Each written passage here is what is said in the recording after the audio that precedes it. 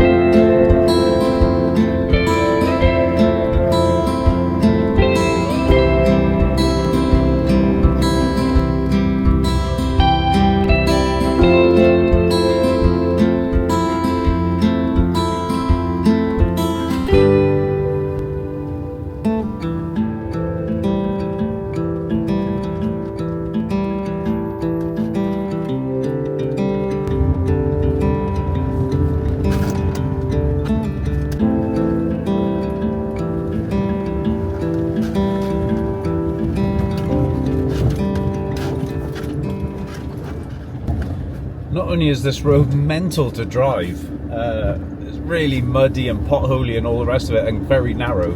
It just feels like a private drive. And actually I can see a farm up there now, so yeah, I'm not sure. If I don't see a dam anytime soon, I think we could be doing an about turn and looking for a different approach route.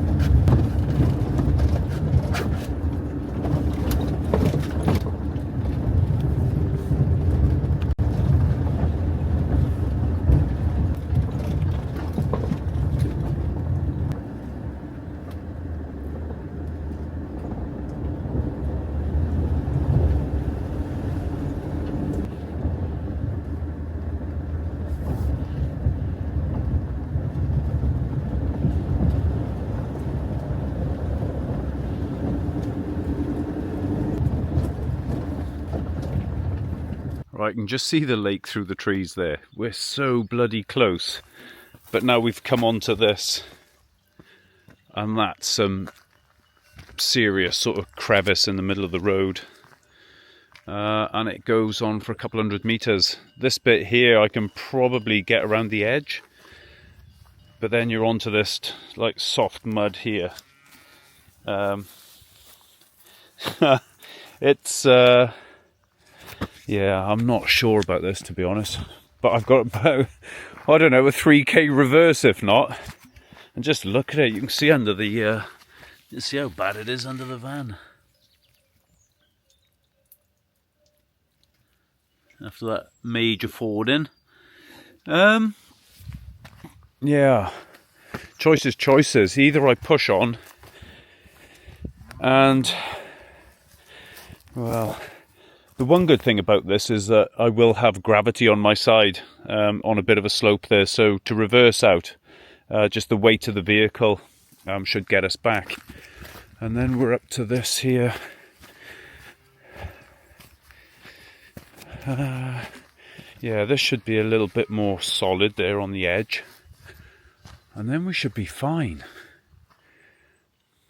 But of course, to get upon there, upon this bit here, I'm going to have to straddle this, which then also means putting the passenger side of the vehicle down in this trough here. I don't know, let's try it, shall we? As I say, if it doesn't work out, we should be able to reverse out quite easily. Famous last words.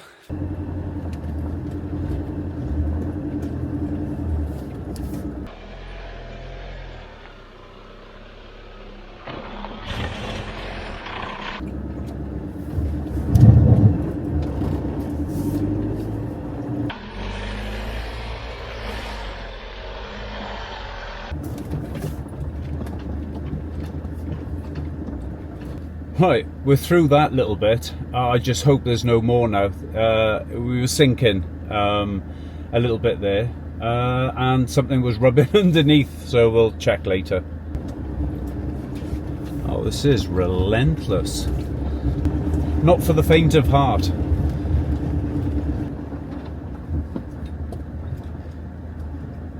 Right, another huge puddle. The issue with this one is it looks very, very sandy either side. So regardless of the depth of water, it's whether we're going to lose traction halfway through, and that really that really wouldn't be a good end to the day. I've got absolutely nowhere to turn around. So I think what I'll do is I'll take my shoes and socks off, put my sliders on, and walk this one to see what it feels like underfoot, and yeah, we'll take it from there. Yeah, this is turning into a bit of a nightmare. It does feel, oh, that's quite sandy there. There. Then the rest you have got hard standing.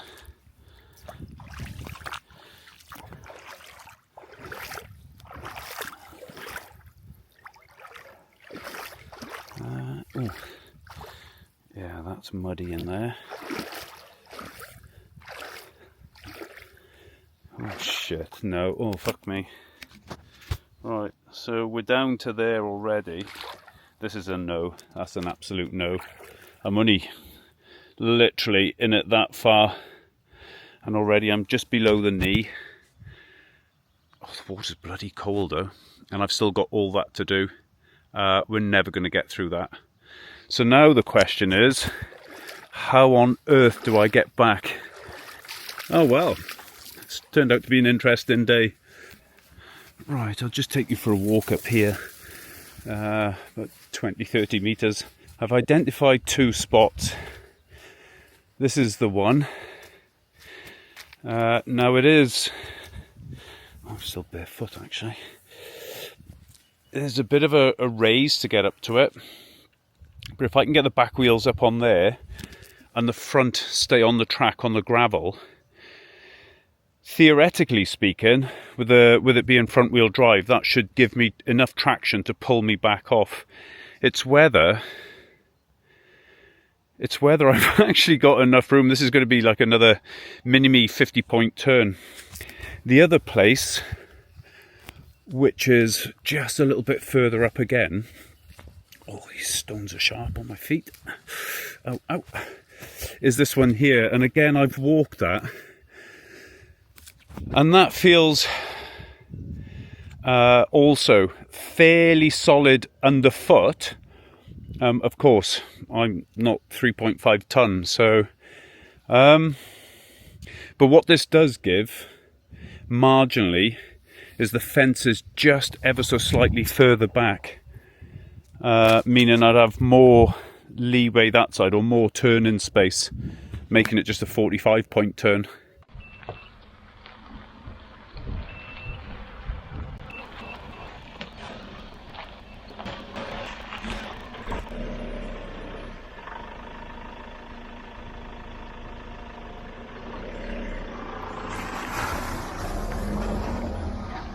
Right, so far so good. Phase one complete. We managed to turn around in that very tight spot. It's just that deep crevice to go back through now, and we should be home and dry. And this is what happens when you're coming on a planned route, and Google throws up oh, we found a quicker route if you want to go that way. And I just didn't even check. I said yes, accept it, knocked a couple of minutes off. And this is what happens.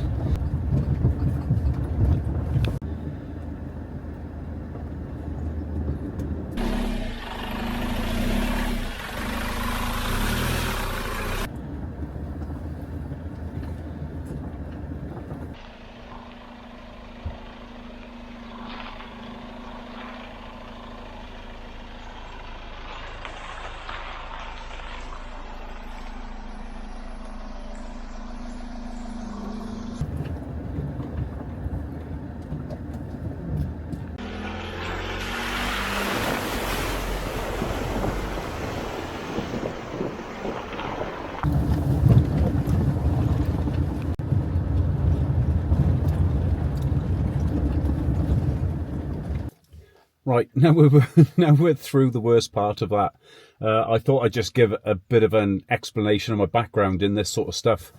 When I was in Pathfinders, I was taken under the wing of a guy called Sammy in the mobility carder. So everything to do with vehicle-borne mobile warfare. And part of that was learning how to navigate across country, how to self-recover, how to break things, battle damage, repairs, etc. should you find your vehicle broken in the shit or whatever. Now, generally, you'd work with another vehicle, so you've always got another one to pull you out.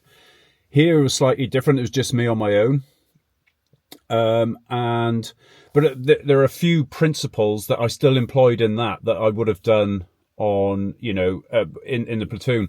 And basic things like, if you don't know, like that large puddle of water, if you don't know what's there and it is a larger expanse than just a quick fly through there, take the time to get out your vehicle, recce it, and just make sure. Just going through that with my bare feet, I could feel the mud underneath my toes coming up over my feet. I was also just under my knees. So the depth would have slowed me down, slowed the vehicle movement down. I would have started losing traction, and traction is everything, especially with a van like this. I've only got front wheel drive. I don't even have the luxury of four wheel drive. So always be mindful about what you're going through. And really think through and plan through. If you're going to take on some of these challenges, like those deep crevasses and all the rest of it, then work out how you're going to do it in your mind to overcome that obstacle. And also bear in mind, when the front end of your vehicle is going one way and then you quickly turn, the rear wheels aren't going to follow everything your front wheel has done. So make allowances for that as well. And just be mindful that your rear wheels are going to take a totally different path. So if there is a mega deep crevice like there was on that one there, just be aware that you are going to be going through part of that, but it's all manageable and it's all controlled, kinda. I will admit, had that slightly wider verge not been available, it would have been a lot more difficult. Let's put it that way. Not impossible, but wholly more difficult. And that's pretty much it. And it's just bearing these things in mind before you go. I should have known, to be honest, I should have known way back there that this track really isn't the main track in. Because, with a dam, invariably you've got maintenance vehicles and they're not going to bloody drive up this. However, like I said, Google brought me this way. I can't blame Google. I was the dickhead that pressed accept a quicker route, and in hindsight it's probably turned out to be an hour and a half more than it needed to be. But all a good experience, and hopefully there's a few top tips in there for the rest of you going out on this. Would I recommend coming this route? Nah, not at all. But there we go. Right, now to I'm going to get out of here, back to that little village we came through, and make a plan whether to continue round to the dam on the other road, or just find something a bit closer and chill out for the rest of the day. Right, catch you in a bit.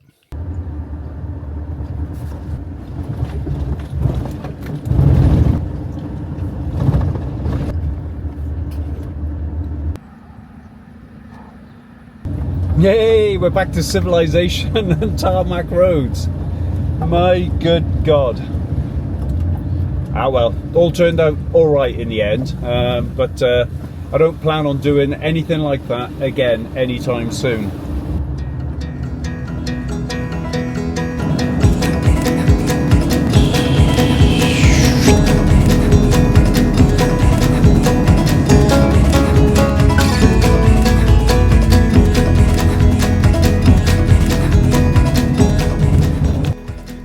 Right, thought I'd just stop here just to show you these stone piles.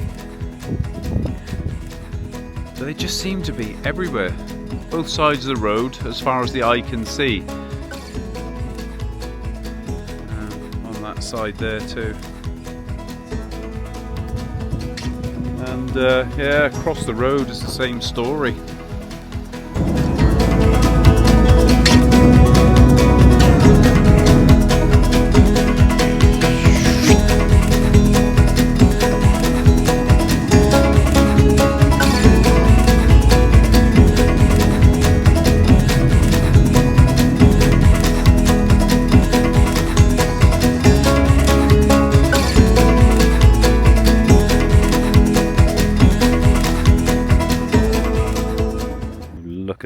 absolute state of this van. It's in shit state. That'll be that boggy track for you. Anyway, take a look at where we are. Under that oak tree and at the edge of the lake. Yeah, there's a few people here today, but it is a Sunday and it's a lovely day, and quite a lot of them are fishermen, so I'm guessing they won't be here tonight, and there may be less people throughout the weekdays as well. But it's lovely here, and we've got such a good spot here. Right, let's get Molly out for a quick walk and put some shoes on finally. I'll do a proper walk around tomorrow. It's a little bit late in the afternoon now. Yeah, the van's just there in the trees, and then you've got this sort of overflow thing here. Literally about 20-30 meters from the van. Down into that sort of like sluice Riviera, Jesus Christ, river type channel.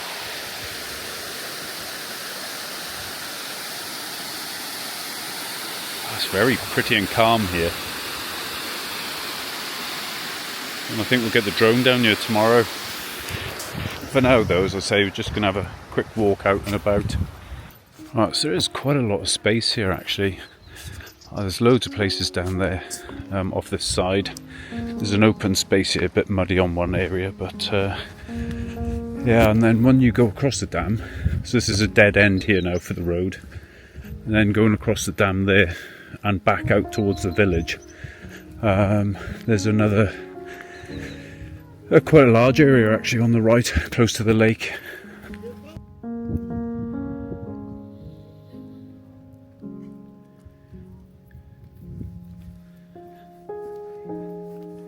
And I will put it up on the screen, but this is called the barragem do Divo, or Divo. Divo the engine! Anyway, yeah, as I say, we'll go for a proper walk tomorrow. This is more for Molly to have a leg stretch. Again, a bit like the dam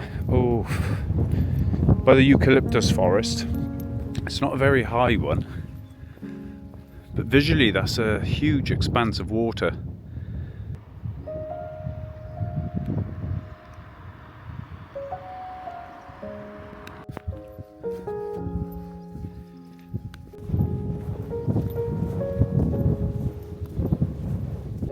Right, so we've just reached the other side of the dam, and again there looks like it's one of those statue monument type things to the dam construction. This is also that other parking area I was on about. There's this one here, and there is one a little further on up that way as well, much bigger than this. So yeah, and I've not seen any signs that you can't stay here. Like there have been one or two in Portugal I've seen so far with the red line through a camper van. But yes, you've got all that over there. Alrighty, excuse fingers, but we're around about there actually, camped there, and this is the village we came through. Irregina, that'll do. And we're currently just here where the monument is. I'll tell you what though, one thing that struck me, and I would say I'm almost halfway up the country of Portugal, or probably just below actually, just below halfway. But I thought it would be much more mountainous. But it's been quite flat. You know, there are some hilly sections, don't get me wrong, but I thought it was on a par with, you know, the Sierras and maybe North Wales or parts of Scotland.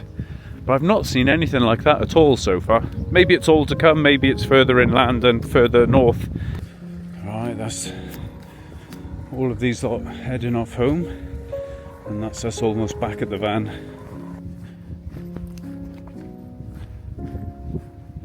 Right, it's getting late in the afternoon now. There's probably still another hour or two of the sun left. But I'm going to get on with a few things here, and after all the excitement of today and the off-roading, the unplanned off-roading, I think I'm going to end this video here. Thank you ever so much for watching, subscribing, liking, commenting, all those good things you do. It really goes some way to help the channel grow. I'm not even sure I want it to grow, but there you go. It does something. Tricks the algorithm or some nonsense. Anyway, hope you've enjoyed it. Hope you've taken something from it. I'm going to sit down now, have a beer, allow my heart rate and blood pressure to come back down to a steady, normal level. Yeah, that's the trickiest bit I've ever been in, actually, in this van. And I don't care to replicate that neither. So, on that note, I shall catch you in the next one, where we'll continue at this lake, and I might get the paddleboard out if weather is on side. And until then, take care. See you then. Bye-bye.